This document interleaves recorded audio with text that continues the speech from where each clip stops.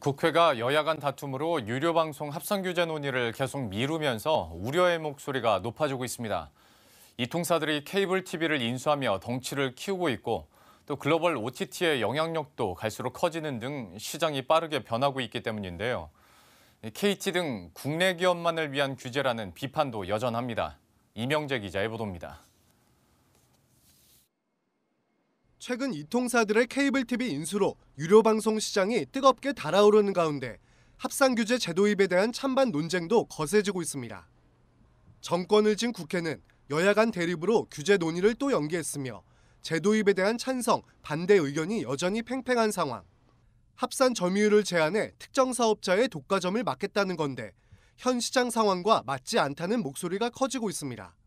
이미 일몰된 규제를 억지로 부활시킨다는 것, 그리고 점유율 제한 자체가 방송통신 융합 시대에 뒤처졌다고 업계는 보고 있습니다.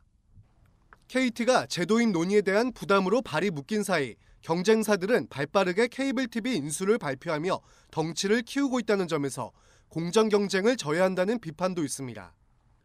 황창규 KT 회장은 전 세계에 없는 규제라며 5G 시대에 맞게 관련 규제도 바뀌어야 한다고 언급하기도 했습니다. 넷플릭스, 유튜브 같은 글로벌 OTT 서비스는 규제 대상에서 배제한 채 국내 기업만 옥죄한다는 지적도 계속 나옵니다.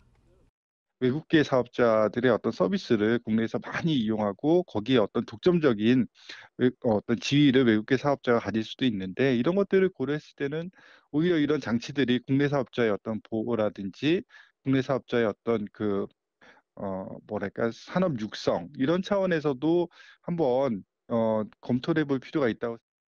전문가들은 또 점유율 상한선을 기존 33%에서 40% 또는 50%로 올리는 등 탄력적으로 조정해야 한다고 입을 모읍니다.